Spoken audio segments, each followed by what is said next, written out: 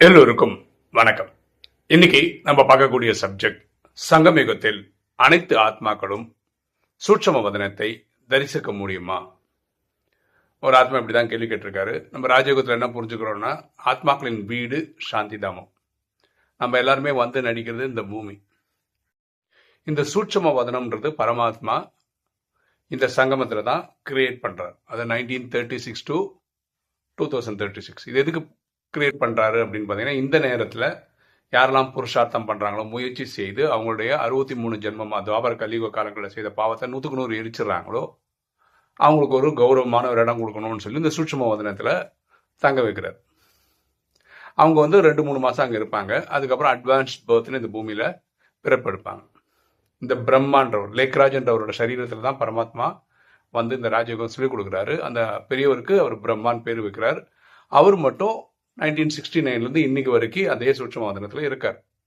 இந்த ஆத்மா கேட்குற கேள்வி என்னன்னா, இந்த சங்கமத்தில் மட்டும்தான் நமக்கு சூட்சும வதனம் இருக்கு.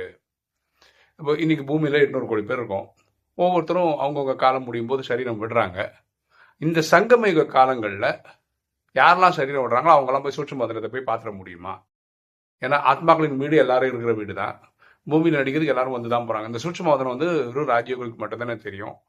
இவங்க எல்லாருமே போய் பார்க்குறாங்களா? இதை பற்றி உங்களுக்கு என்ன புரிதல் இருக்குது? இதை பற்றி ஏதாவது சொல்ல முடியுமா அப்படின்னு ஒரு ஆத்மா கேட்டிருக்காரு. அவருக்கு தான் இந்த வீடியோவில் பதில் சொல்ல ட்ரை பண்ணுறோம்.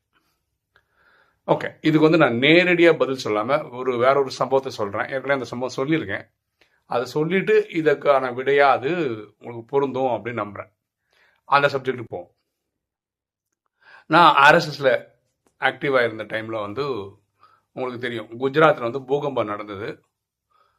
அந்த டைமில் சேவைக்காக இங்கேருந்து ஒரு லாரியில் ஃபுல்லாக உணவுப் பொருட்கள், மருந்து, ஒரு ரிலீஃப் மெட்டீரியல் கொடுக்கறதுக்காக சென்னையிலேருந்து ஒரு வண்டி போகுது.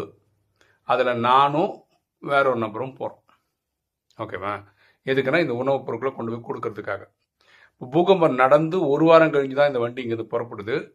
பை ரோடு போகிறதுனால அது வந்து ஒரு 10-12 டன் பொருள் இருந்ததுனால அது வந்து 30-40 கிலோமீட்டர் ஸ்பீடு தான் போச்சு. அதனால் நாங்கள் போய் சேர்றதுக்கு வந்து ஒரு வாரம் 10 நாள் கிட்ட ஆயிடுச்சு. சரியா? இது ஒரு சம்பவம் போயிட்டுருக்கோம் அங்கன்னு வச்சுக்கோங்களேன். இங்கே வேற ஒரு சம்பவம் என்ன நடக்குதுன்னா, என்னோட நண்பர் ஒருத்தர், அவர் சாய்பாபா பக்தர். அவர் வந்து அந்த டைமில் வந்து துபாயில் ஒர்க் பண்ணிட்டு இருந்தார். அவர் வந்து இந்தியாவுக்கு வந்திருந்தார் லீவில், ஒரு மாதம் லீவில். அப்போ எங்கள் வீட்டுக்கு வந்துட்டு இந்த மாதிரி, நான் ஷிர்திக்கு போகிறேன், சாய்பாபா பார்க்கணும்னு நினைக்கிறேன், நீ என் கூட வர முடியுமா, எனக்கு ஒரு கம்பெனி கொடு, அப்புறம் 2 பேரும் போயிட்டு வந்துடலாம் அப்படின்னா. நான் சொன்னேன், நான் வந்து அப்போ நான் சொல்கிறது பக்தி பண்ணிட்டு இருந்த டைம். நான் சொன்னேன், எனக்கு சிவனை தவிர வேறு எங்கேயும் போய் பார்க்குற இன்ட்ரெஸ்ட் இல்லை. இல்லை ஃப்ளைட் டிக்கெட் நான் போடுறேன், வந்து போனால் போதும், கூட வந்து ஒரு கம்பெனி கொடுத்தா போதும். அது எனக்கு உடன்பாடே கிடையாது, நீ வேணால் போய்க்கோ, நீ யாரை வேணால் கூப்பிட்டு போய், எனக்கு அதில் உடன்பாடு கிடையாது, என்னை விட்டுடு அப்படின்ட்டு. அப்போ அவன் கோவத்தில் என்ன சொன்னான்னா, நீ ஷிர்தி வரைக்கும் போவ, அந்த வாசலில் நிற்ப, ஆனால் கோயில் பார்க்க முடியாது உனக்கு அப்படின்னு அவனுக்கு சாபம் கொடுக்குறேன்ற மாதிரி சொல்லிட்டான். நான் சிரிச்சிட்டே சொன்னேன், நான் ஏன் அந்த மாதிரி போக போகிறேன், எனக்கு வந்து சாய்பாபாவில் விருப்பம்லாம் ஒன்றும் கிடையாது. ஷிர்தி வரைக்கும் போனால் அது ஒரு கோயில் விமர்சையானதில் எட்டி பார்த்துட்டு வருவேன், ஆனால் அதுக்காக கிளம்பியெல்லாம் போக மாட்டேன் அப்படின்னு. இது அவன் சொன்னது. அதுக்கப்புறம் தான் இந்த குஜராத்துக்கு போயிட்டுருக்கோம். பை ரோடு போயிட்டே இருக்கும்போது ஒரு நாள் நாங்கள் எங்கன்னா ஃபுல்லாக வண்டி ஃபுல்லாக அந்த ரிலீஃப் மெட்டீரியல் இருக்கு. ஒரு டிரைவர், கண்டக்டர், கிளீனர் வச்சுக்கோங்களேன், டிரைவர் கிளீனர் வண்டிக்குள்ள வந்து வண்டி இயக்கிட்டு இருக்காங்க. அதுக்கு மேலே ஒரு போர்ஷன் இருக்கும்ல, அங்கே தான் நானும் வேற ஒரு நபரும் உட்காந்துருக்கோம். இப்படி தான் நாங்கள் போயிட்டுருக்கோம். அதாவது வெயில், மழை எல்லாம் நம்ம மேலே தான். அப்படி ஒரு நாள், இந்த ஒரு வாரம் 10 நாளில் ஒரு நாள் வந்து விடியுது. நாங்கள் ஒரு 7-8 மணிக்கு தான் எழுந்துக்க பார்க்குறோம். பார்த்தா எங்கே பார்த்தாலும் காவி கொடியாக இருக்குது. அப்போ நான் பக்கத்தில் இருக்கிற நபர்கிட்ட சொல்கிறேன், கூட வந்தவர்களே அவர்கிட்ட சொல்கிறேன், நம்ம ஏதோ பிஜேபி ஆளுற மாநிலத்துக்குள்ளே வந்துட்டோம் போல இருக்குது, எங்கே பார்த்தாலும் காவி கொடியாக இருக்குது அப்படின்றேன். அவர் ஆமாம் அப்படின்றாரு. பார்த்தா எங்கள் வண்டி எங்கேயோ நிற்குது, முன்னாடி எக்கச்சக்க லாரி, எங்கள் வண்டி வந்து ரொம்ப நேரமாக நிற்குதுன்னு மட்டும் எங்களுக்கு புரிஞ்சிட்டோம். அங்கேயே எவ்வளோ நேரம் உட்காந்துட்டு இருக்குதுன்னு சொல்லி நம்ம கீழே இறங்கி வரலாம், கீழே இறங்கி வரேன். அப்போது நான் டிரைவர்கிட்ட எனக்கு தெரிஞ்ச ஹிந்தியில் பேசி கேட்குறேன், இதோ பிஜேபி ஆள்ற மாநிலத்துக்கு வந்துட்டோம் போல இருக்கு அப்படின்னு. அவரு சொல்லலாம் ஆமாம் அப்படின்னு. அப்போது அவரு கிட்ட நான் கேட்குறேன், ஏன் எங்கள் வண்டி ரொம்ப நிற்குது, ஏன் ரொம்ப நேரம் நிற்குது அப்படின்னு. இங்கே ஒரு கோயில் இருக்கு, அதனோட டிராஃபிக்கு அப்படின்றாரு. ஓகே ஓகே ஓகே அப்படின்னாரு. என்ன கோயில் அப்படின்னு, பாபாவுக்கு கோயில் இருக்கு இங்கே அப்படின்னாரு. ஸோ பாபானா ஹிந்தியில் அப்பா. ஸோ அவர் ஏதோ ஒரு நான் அப்பா நம்புறாரு, அந்த சாமியோடது அப்படின்னு நினச்சிட்டேன் நான் கேட்டேன் இந்த இடத்துக்கு என்ன பேர் அப்படின்னு கேட்டேன். அவர் சொன்னா ஷிர்தி அப்படின்னாரு. ஓ இதான் ஷிர்தி, அப்போ நீங்கள் பாபான்னு சொல்றது சாய்பாபாவான்னு கேட்டேன். ஆமான். அப்படின்னு அந்த கோயில் எங்கே இருக்கு அப்படின்னு கேட்டேன். நீங்கள் பாருங்க அங்கே அது தெரியுது இல்லை, அதான் அவரோட கோபுரத்தை காட்டுறாரு. அதாவது நான் எங்கள் வண்டி நிற்கிறதுலேருந்து ஒரு 10 நிமிஷம் நடந்து போயிட்டு வந்துடலாம் அந்த தூரத்தில் இருக்குது. அப்போ நான் சொன்னேன் ஒரு 10 நிமிஷம் வெயிட் பண்ணிக்கலாம், நான் ஓடி போய் பார்த்துட்டு ஓடி வந்துடுறேன் அப்படின்னு.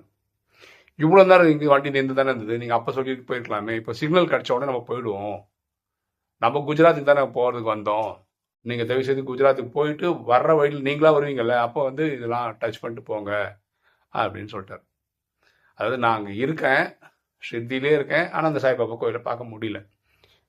ஓகேவா? இந்த டோட்டல் எபிசோட்ல என் ஃப்ரெண்டு சாபம் விட்டா அதெல்லாம் விஷயம் கிடையாது. விஷயம் என்னென்ன, நான் இங்கேருந்து போகிறோம், குஜராத்துக்கு போயிட்டு இருக்கோம், இது எந்தெந்த வழியிலெல்லாம் போகுதுன்னு நான் முன்னாடியே ஹோம்ஒர்க் பண்ணியிருந்தா, இது ஷிர்தி வழியாக தான் போகுதுன்னு தெரிஞ்சிருந்தா, அவர்கிட்ட ஏற்கனவே டிரைவர்கிட்ட சொல்லி வச்சிருந்தா, அவர் அதுக்கேற்ற மாதிரி ஏற்பாடெல்லாம் பண்ணியிருப்பார், நம்ம போய் 10 நிமிஷம் 8 கண்டிப்பாக பண்ணியிருப்பார். ஏன் இதெல்லாம் பண்ணலை? நமக்கு அதை பற்றி தெரியல, இல்லை இன்ட்ரெஸ்டே இல்லை. இதுதான் இதுக்கான காரணமும் கூட. இப்போ யாராவது ஒரு ஆத்மா சரீரம் விட்டாங்கன்னு வச்சுக்கோங்களேன், அவங்களுக்கு ஒன்று தெரியணும்ல, சூட்சுமவதனம்னு ஒன்று இருக்கு. அங்கே வந்து 100க்கு 100 பாசானவங்கெல்லாம் இருப்பாங்க 2-3 மாதம். இந்த பிரம்மான்றவர் அங்கே இருப்பார், அவரையும் நம்ம பார்க்கலாம் அப்படின்னு யாருக்கு தெரியும்? விஷயம் தெரிஞ்சவங்களுக்கு தெரியும். எனக்கு சாய்பாபா தெரியும், ஷிர்தியை தெரியும், ஆனால் நான் போயிட்டு இருக்கிறது குஜராத்துக்கு, அந்த வழியாக போவோன்னு தெரியவே தெரியாதனால அவ்வளோ தூரம் போனால் கூட பார்க்காம இருக்கும். கரெக்டாக சரீரம் விட்ட ஆத்மாவுக்கு என்னென்ன, ஒரு செகண்டில் அமெரிக்கா போகலாம், ஒரு செகண்டில் ஆஸ்திரேலியா போகலாம், ஒரு செகண்ட் அண்டார்டிகா போகலாம், ஒரு செகண்ட் ஆர்டிக் போகலாம், இப்படி உலகத்தில் இருக்க எந்த மூலைக்கும் ஒரு செகண்டில் பறந்து போக முடியும் ஆத்மாவால். ஆனால் மேலே போயிட்டே இருக்கலாம். அப்படி சூட்சுமவாதனம் ஒன்று வரும், அங்கே வந்து பிரம்மான்னு ஒருத்தர் இப்போவும் உட்காந்துட்டு இருக்காரு, அவரை தரிசிக்கலாம், சூட்சுமவாதனத்தை பார்க்கலாம், இது 100 வருஷத்துக்கு மட்டும்தான் இருக்கும், இந்த டைமில் பார்த்தா தான் உண்டு, இப்படின்ற விஷயம்லாம் தெரிஞ்சிருந்தா தான் அந்த பக்கமே போவாங்க. புரியுதா? ராஜயோகிகளே யாருக்கெல்லாம் இந்த ராஜயோக நாலேஜ் இருக்கோ அவங்களுக்கு சரீரம் விட்டோம்னா அவங்களுக்கு தெரியும் நம்ம சூட்ச மாடலில் இருக்கோம், நம்ம ஒரு ஆத்மா சரீரம் விட்டுட்டோம், இவங்கெல்லாம் நம்ம சொந்தக்காரங்க, இவங்கள்ட்ட பிரிஞ்சு வந்திருக்கோம், இதெல்லாம் அவங்களுக்கு புரியும். அப்போ ராஜயோக நாலேஜ் படி என்ன, சூட்சவாதனம்னு ஒன்று இருக்குது, அங்கே பிரம்மாண்டம் போவோம் பார்க்கலாம். ஆனால் என்ன டிஃப்ரென்ஸ்னா 100க்கு 100 பாஸ் ஆனால் தான் நீங்கள் பிரம்ம பக்கத்தில் 2-3 மாதம் அங்கே இருக்க முடியும். 100க்கு 100 பாஸ் ஆகாத பட்சத்தில் இங்கே ஒரு சரீரம் எடுக்கணும்ல, நீங்கள் திருப்பி கீழே வந்துடுவீங்க. பொதுமக்களுக்கு இதை பற்றி ஐடியாவே இல்லை, சூட்சமோதனம்னு ஐடியாவே இல்லாதவங்களுக்கு எப்படி மேலே போய் சூட்சமோதனம்னு பார்க்கணும்னு தோணும்? அவங்களுடைய பார்வையெல்லாம் அந்த பூமியிலே இருக்கும். அப்படின்னா என்ன, சொந்த பந்தங்களை பற்றியே இருக்கும். மனைவி, குழந்தைகள், அப்பா, அம்மா, யாரெல்லாம் உயிரோட இருக்காங்களோ, பூமியில் நடிச்சிட்டு இருக்காங்களோ, சொந்த பந்தங்களை பார்க்கணும், நண்பர்களை பார்க்கணும், இல்லை இந்த மாதிரி இன்ட்ரெஸ்ட்ல இங்கேயே தான் சுற்றின்னு இருப்பாங்க. அடுத்த சரீரம் எடுக்கிற வரைக்கும் இவங்க சூட்சமோதனம் ஒன்றும் தெரியாதுல்ல. கிட்டத்தட்ட அது பக்கத்து வரைக்கும் கூட போயிருக்கலாம், ஆனால் அது அந்த இடத்துக்கே போயிருக்க மாட்டாங்க, வாய்ப்பே இல்லை. புரியுதுங்களா? ஸோ 800 கோடி பேருங்க இந்த 1936 to 2036 அவங்க சரீரம் விட்டுருந்தா கூட சூட்சுமோதனம் ஒன்று இருந்தா கூட இதை பற்றின அறிவே இல்லாதனால, இதை பற்றின ஒரு புரிதலே இல்லாதனால அந்த வேற பக்கமே போக மாட்டாங்க. தெரிஞ்சாதானே போவாங்க. ஸோ எல்லாருமே போவாங்க பார்ப்பாங்களா அப்படின்னு கேட்டால் இல்லைன்றதான் அதுக்கு எனக்கு தெரிஞ்ச பதில். வீடியோ பார்க்குற நீங்கள் சொல்ல வேண்டியது உங்கள் தாட் என்ன, உங்களை பொறுத்த வரைக்கும் என்ன தோணுது? எல்லா 800 கோடி ஆத்மா சங்கமத்தில் மட்டும்தான் இந்த சூட்சுமவாதனம் கிரியேட் பண்ணப்படுது, அது எல்லாரும் ஒரு அடி போய் எட்டி பார்த்துட்டாவது வந்துடுவாங்க அப்படின்னு நீங்கள் நினைக்கிறீங்களா? இல்லை, விவரம் தெரிஞ்ச ராஜயோகிகள் மட்டும்தான் போய் பார்த்துட்டு வருவாங்க, 100க்கு 100 பாஸ் ஆனவங்க அங்கே 2-3 மாதம் தங்குவாங்க அப்படின்னு உங்கள் புரிதல் இருக்கா அப்படின்றத நீங்கள் கமெண்ட் செக்ஷனில் சொல்லணும். ஓகே, இன்னைக்கு வீடியோ உங்களுக்கு பிடிச்சிருக்கோம் நினைக்கிறேன். பிடிச்சவங்க லைக் பண்ணுங்கள், சப்ஸ்கிரைப் பண்ணுங்கள், ஃப்ரெண்ட்ஸ் சொல்லுங்கள், ஷேர் பண்ணுங்கள், கமெண்ட்ஸ் போடுங்க. தேங்க்யூ.